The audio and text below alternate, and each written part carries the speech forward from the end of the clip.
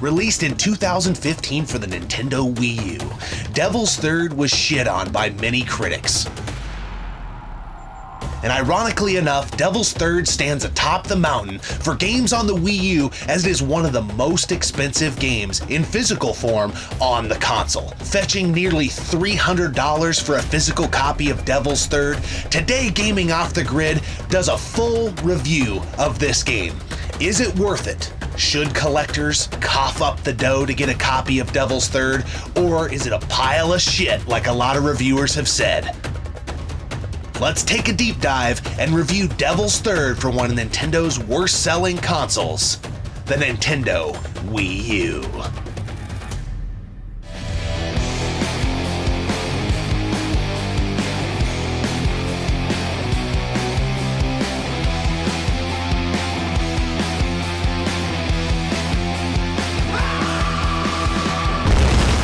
You got the Outsiders, Kevin Nash, Scott Hall. and if you get a chance, you need to be watching Gaming Off the Grid. Don't miss it. Ever. Devil's Third. Devil's Third on the Wii U. Yeah, there's kind of some buzz around this game. It's one of the most expensive Wii U games. Yes, and a lot of people that at least we know are going for full Wii U sets, Yeah. and they're like, oh man, Devil's Third? Yeah, which I think is going to drive the price of this game up long term. And we just completed the game. Those of you who've been around for a while, we don't do a lot of full video game reviews, so we're going to steal a scoring system from an old magazine, old trusted source called GamePro Yes. magazine, and we're going to take a look at this game. And you know, it's hard to say, you know, is the game worth it? Because so many things go into if a game's worth it. Its availability, how many prints, what was the print run? But from a standpoint of should you play this game is kind of what we're going to look into. But we're going to cover kind of the backstory of the game, and then we'll get into the review side. Yes. Okay, so Devil's Third is a third-person action-adventure shooter / hack and slash. Yeah. So there's a lot of stuff going on. The game is kind of confused, I would say, in that point, but at points it works really well. Think of like your ninja games from the PS3, Xbox 360 era, maybe even the generation prior from a hack and slash perspective. But it's also a third-person shooter, but it doesn't have an over-the-shoulder shooting mechanic as much as when you aim. It's a first-person view. It's very weird. It is, but nonetheless, you take on this guy who is kind of a badass, Ivan. He's a Spec Ops Ranger, and this whole narrative of this game is like, it takes place after like this Kessler effect. So the world is lost for the most part, satellite communications, and basically all hell's broken loose. It's just pure chaos, and Ivan is this prisoner. He gets called to like rescue the freaking world, and he's like, he lives in the bottom of this prison. Yeah. He has his own room. But he's kind of a preferred guy in the prison because he's got quite the setup. Yeah, dude, he's got a TV. Yeah. I like how the game starts and he's playing drums. And he's got whiskey.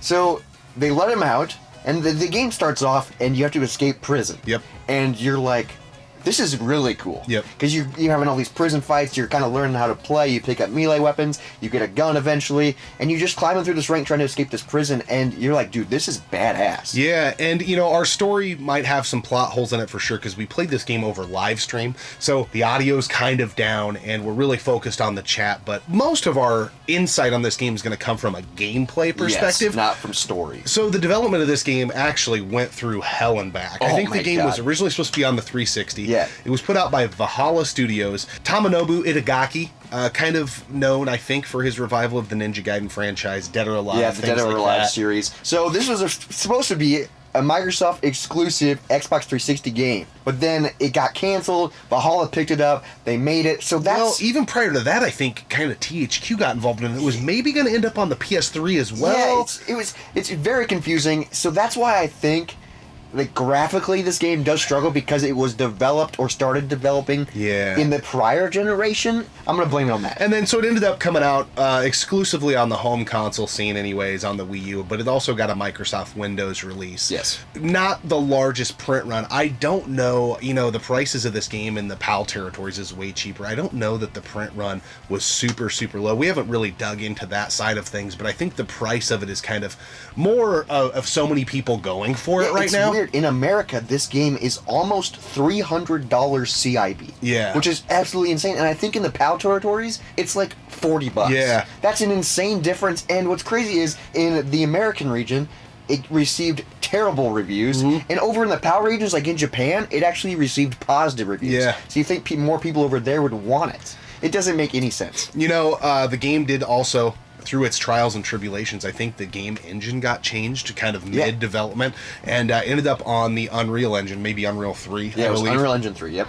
Yeah, so we've also heard, as we're kind of getting ready to kind of review these things, that this game had a really fun and unique online component, but it was very short-lived because I believe about a year or so, 16 months-ish after it was released on the Wii U online support for it went away. Yeah, went away. So there wasn't much time. Yeah. We never experienced it, so we only saw like YouTube videos about it. But it did look really cool. It looked very unique. There was a lot of things you could do. Yeah. But that's not a thing anymore. So if you pick up the game, that's not even an option. Yeah, and so. the thing is there are still some games on the Wii U that do have online support. So I know your very Black weird. Ops is still thriving. Yeah, which is on awesome. the Wii U. But anyway, you already mentioned this game had terrible reviews, but we don't want to let that sway our opinion on this game. Yes. We just finished it literally a couple nights ago, and we're going to dive into a few different categories. Yes. Those of you who are familiar with GamePro Magazine, you are going to remember these categories, and we are going to dive in and let you know, not from a price point, is it worth it? Is the game worth your time? Is it worth a playthrough? And what are our thoughts on this game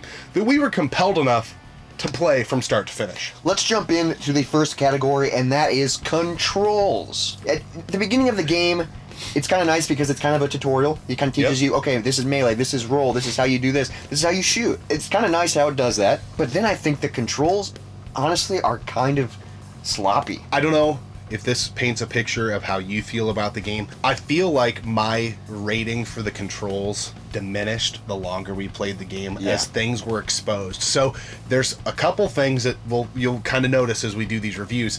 The game has this badass factor. It's so badass. And that kind of masks some of the problems in this game. So I'm going to give the controls a 2.5. So right middle of the road. Middle of the road. It didn't hinder the game to the point of not wanting to play it, but there are two boss fights that stand out that really expose this game's controls. And I think the melee part of the game could have been a little bit better. There's an element of skill to it, but I think you can kind of button mash your way through things. You can kind of button mash your way. And then the badassery of like the cutscene kill scenes can also be disruptive, I feel like, at times. Yeah, it can. It's kind of weird. Because you can get this badass cutscene, melee someone, just an awesome kill, but then when you come out of that, you're in a very vulnerable spot against other attackers. And it all depends on what melee weapon you're using too, Yep. which is another weird thing, because this game has a lot of different melee weapons, which makes the kills really cool. Yeah, for sure. The samurai sword is what we use most of the Yep. time, but like there's a sledgehammer, and the sledgehammer is badass, but it's a heavy weapon, so when you're using the sledgehammer, it's a lot slower, and when you press that button to use it, you're able to get hit, and then you're just ruined. Which I think that stuff can be positive. That's realistic. Realistic. But I just don't think the controls shine here. I think the shooting mechanics could have been a little bit better. The cover system in this game is you just kind of got to run into things. Yeah, and the cover system's very weird, and sometimes when you run into it, he won't cover. Yeah. He'll just like stand there, or sometimes... So there's not really a button for cover, so that's frustrating. And then I feel like the dash mechanic sometimes doesn't quite work how you want it. Sometimes it'll roll, sometimes it'll dash. See, like, what... Like, what caused that? I don't know. Dude, and I also feel like the controls aren't... Like, the controls are loose. You know what I mean? Oh, yeah. I totally know. Dude, does this button not work anymore? For the most part, it felt fine, and the controls didn't bother me, but there were parts where I was like, oh man, these feel loose, or I was like, dude, I hit the button. Like, what? I was getting pissed. Yeah. So, middle of the road for controls, but now let's move on to graphics. What should we give Devil's Third for graphics? So first and foremost, to me, this is the least important category when looking at a game. Yeah, graphics don't really matter to me, because once I'm in a game and I'm like taken by the character, stuff doesn't bother me. If it doesn't take away from the game, it's not a huge deal, but at the same time, this game doesn't shine graphically. It feels... Now, I know the Wii U is about on par from a power perspective with the PS3 and the 360. Probably a little less powerful in some instances, but this game feels like an early Xbox 360, PS3 type game. Yeah. So it doesn't shine in that category. Also, I was talking to one of our buddies, and he was like saying, Ivan, looks like when you were dicking around in a SmackDown game and made a stupid character. Because he just kind of looks like he's out of place in the game. Yeah, because he's just... It's so funny because you're throwing these scenarios, but he's shirtless, with all these covered in tattoos. Yeah. Dude, but I will say, part of that, though, I like because it's badass but and... they're kind of stupid tattoos. Well, like, dude, he could have looked cooler. He's Spec Ops. Yeah. They're Spec Ops tattoos. But nonetheless, that's all being just nitpicky on maybe design and style. Overall, the graphics are just, they're very middle of the road. I think we go with a 3 here, and that's probably being a little favorable. 3 on graphics. I do want to throw this in here. I don't know if it kind of applies to graphics, but it is really cool when you're playing the game as Ivan. Occasionally, like when you take a break from like shooting or something, he'll pull out a cigarette or take a pull of whiskey. Yeah. And I like how there's little things that he's like, oh, I'm in the middle of like fire, but let me light up a cigarette and then keep... I think that's like shines on the badass part of this game. Yeah, and I think the game just thrives in the badassery. If that was a rating, I think it would very much help this. It'd be like yeah. But, and then, some of the cutscenes are really cool. They can be a hindrance, but some of them, you just are like, oh my god, that was an awesome When you do some of the melee kills, you're like, let's go! Yeah, you for sure. feel awesome. But other than that, graphically, middle of the road. Now moving on to sound. This includes sound effects. This includes music. This includes what you hear with your ears. Yeah. That's what sound is. I'm going to give Devil's Third sound 3.5. Yeah. It's decent. It's not anything crazy. The music's alright. There's some cheesy cutscenes. There's some cheesy dialogue. Yeah, but I mean, that stuff doesn't...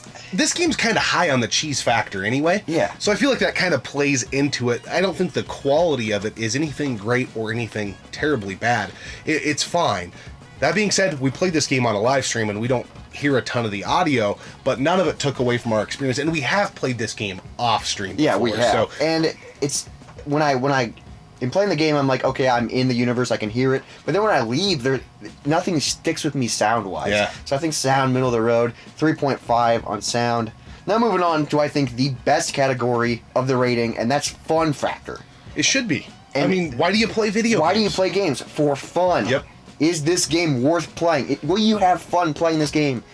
And I'm going to give Devil's Third a 4.0 in fun factor. I honestly would have gave it a 4.5, but we had to meet in the middle. A 4.0 in fun factor. Dude, this game was fun. I had a blast playing it, even though it was so frustrating at times. There are two parts. Yeah. The final two bosses are super, super frustrating. Aside from that, I think the game is a lot of fun. And I think we've already talked about the badass nature of this game. If you are into hack and slash games, if you're into third-person shooters, this game will give you multiple moments where you're like, let's go, man. Yeah. It feels fun. It feels like some of the hits are just like, man, you're really beating somebody's ass. It's just so much fun. But I will say the weird part about this game is it goes like this in difficulty sometimes. Oh, yeah. Like there'll be areas you're flying through and you're like, yeah, I feel really good. And then all of a sudden you get hit by one thing and you're like, what the heck, I died? And then all of a sudden that part's really hard. Yeah. The difficulty is really weird in this game. And we were playing on the normal difficulty. Yeah. I think there's like an even harder. So if you played it like on the easy difficulty, that might not be a problem. But I was like, dude, what? It was very weird, but it is so much fun just to freaking run, kill people, freaking shoot people. I had so much fun. Yeah, I mean, my overall final thoughts, so just recapping, we got a 2.5 on control, we got a 3 on graphics, we got a 3.5 on sound, and a 4 on fun factor. That comes out to a 3.25 out of 5. Slightly above middle of the road. This game, I feel like, is slightly misunderstood by the general reviewer, the general public, but they're not too far off. No. Because about what you just said, this game is extremely inconsistent. Yeah. And right when you finish a mission or a section of the game that feels really, really good, you're going to end up in a spot where you're like, you just went from having to like shoot your way through it, and now you've got to melee your way through it. Yeah. And it's like... This game, I feel like, is confused at some parts because I'm like, okay, I'm shooting and now I'm meleeing, which it is kind of cool that it has the options. But like, the game forces you, so you can't play as one play style. Yeah. You have to be adaptive, and I feel like each area is like a different game, if that makes sense. Like, no, I'm like, what's to your point? We're in an airport now. Now we're in Asia. Like, you wish you could have a hybrid style, because it's trying to be a hybrid style game to carry you through the game. But there, to your point, there are sections of the game where you have no guns. The game wants you to just hack and slash your way through it. And then right out of that, it's like a sniper-only type mission. It's very weird. It's incoherent. It is kind of a mess at times. But man, there's something about it. There is a charm slash fun factor. I will tell you this. We have tons of things we're working on. We have tons of games to play. We have tons of videos that we need to be making. And we were highly, highly motivated to beat this game. Yeah. Something contributed to that. We streamed it nonstop. And I think it was the badassery and the fun factor. That's where this game thrives. Because, there is slowdown. Yeah, there is bugs. It is glitchy. There's all these like nitpicky things that you're like, okay, it's a terrible game.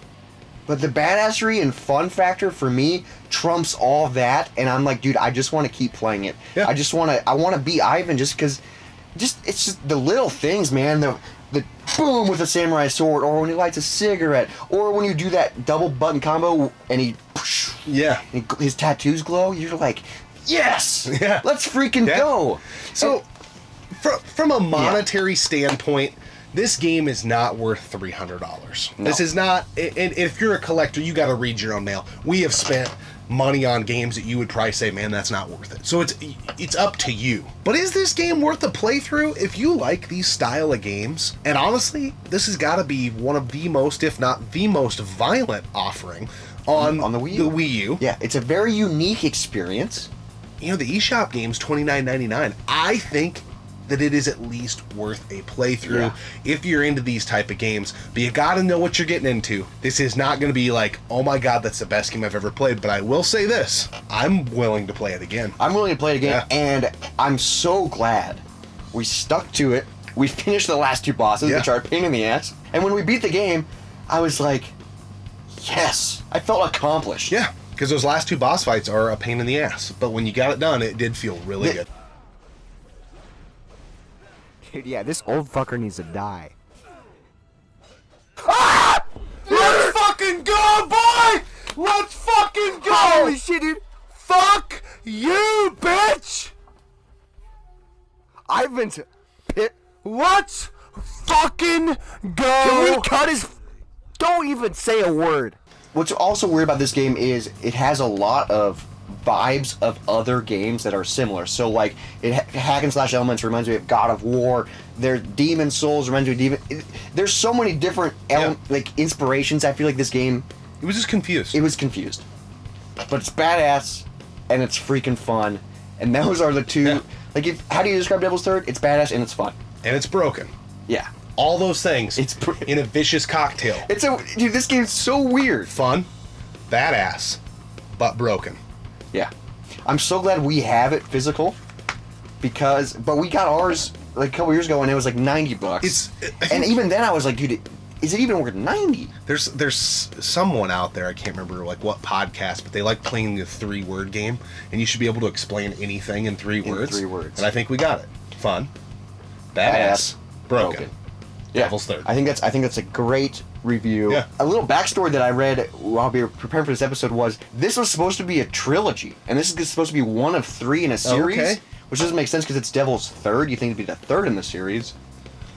Maybe it was Devil's Third, then Devil's Third 2, like because they were gonna say there's 3 of them. Yeah. So like this I think that's kind of a fun fact, but I think because it did so poorly review-wise and sale-wise, that I think that's out of the window. This is one I would be shocked if it ever gets a Switch port. No, I don't think it will. I think it's gonna stay right where it is. And I think if you ever think you want to play this game, get it on the eShop while you can. The Wii U eShop probably will close within the next year, because once the eShop closes and you won't be able to get this digitally, I project that the price is going to go. Yep. It already is going like this slowly, but I think once there's no way else to play it, it's going to go even higher. And with that being said, I would also keep your eyes peeled when you're out maybe looking for video games, because I don't think the general public has caught up to the fact that the Wii U is kind of going like this. So there's a lot of times when we find a Wii U, we find a heap of games with it. Now we have not found this, but we have found other games. It's kind of like, wow, that's pretty surprising to find out here. So I really think there's still that opportunity to run into this at a garage sale or a pawn shop or a thrift store. If we ever find it at a garage sale, I'm gonna freak out. Yeah, I'm gonna be for like, sure. Yes, let's go, Ivan. Speaking of freaking out, let's talk about this brew, because for this game that we called Badass, we have a beer. Yeah. That is, I mean, this might be the most badass beer we've done on the channel. This beer is badass, fun, and it's gonna break me. Yeah. This is the Triple Dog Triple IPA by Flying Dog. Our good friend BK sent this to us. Yeah. Thank you so much, BK. This Triple IPA comes in at 18.6%. I think that's illegal in Iowa. I think so too, and yeah, that's like 3.5 standard macro brews. Yeah. Packed into one 18.6. 12-ounce glass. Wow. I was honestly kind of nervous to drink this because that's like a heavy hitter. What do you think of this triple IPA? Man, I was really excited for it. It's really smooth. It's got a really good flavor profile. This is not a, like, if you would have asked me to guess the percent, I probably would have said like 8.5, 9. It feels like an 8.5, 9 just because of the taste. Yeah, it doesn't really come off as being too alcohol forward. It's not overly hoppy. I mean, triple IPAs tend to be smoother than your standard traditional IPA. This is a very smooth brew. Very enjoyable. Yeah. Very velvety. Dude. It's full of flavor, though. It has a very good hop taste without being hop aggressive, if that makes sense. Like, you can really enjoy the hop taste. This beer is very flavorful. Yep. It is very smooth, which makes it a smooth criminal because it's very dangerous. Yeah. I think it's what BK sent me. He was like, dude, this beer is a smooth criminal. He's right. Give it away from me. I already had a couple. This is a dangerous beer, dude. 18.6. If I didn't, I'm a fan of IPAs, and if I didn't know that, and I was at like the brew pub, yeah, I'll get another one. And then I'm like, oh, what? Where am I? We've had Flying Dog before on the channel. I actually tried digging out my Flying Dog shirt. I don't know where the hell it's at. Somewhere around That's here. a sweet shirt. Yeah, their logo's really cool. They make really good beer. This is a crazy heavy hitter, For but sure. I'm really enjoying it. Yeah. Delicious triple IPA. Yeah. Thank you so much, BK. Really appreciate it. Yeah, hopefully you guys enjoyed this. So let us know if you want to see more game reviews. We try not doing super deep dive. We try keeping it pretty casual. But I do like the fact that we stole GamePro's scoring system to keep a little nostalgia flowing through the blood. Yeah. GamePro magazine was a big deal for me back in the day. So that was the one that I decided Maybe that we should start a gaming off the grid pro magazine. Yeah. Hey, who knows? If we only had the time. But nonetheless, hopefully that gives you more insight, maybe a deeper dive on Devil's Third as you make your decisions of what you want to buy digitally, what you want to buy physically, and most importantly, what the hell you want to play. Because that's what matters. Are you having fun while you're playing your video all games? that matters. And I had so much fun playing it. So much fun, even though this game almost... It pushed me to levels that I haven't been at since I played Mario 64. I think it's worth noting, I think I saw Robert as mad as I've ever seen him playing the final boss in this game. But he still had a good time. Yeah. Outside of that. So that overall experience was very fun. Yeah. And I would do it again. I would suffer again for how fun it was, you know? All right.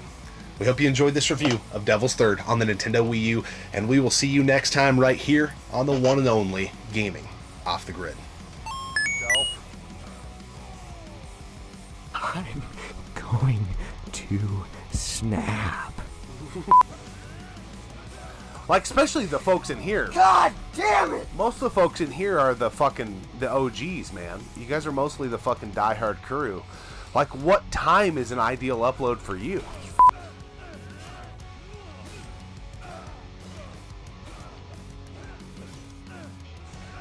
Dude, I'm pressing the fucking button! God damn it. Should we give this a whack? Yep, here we go.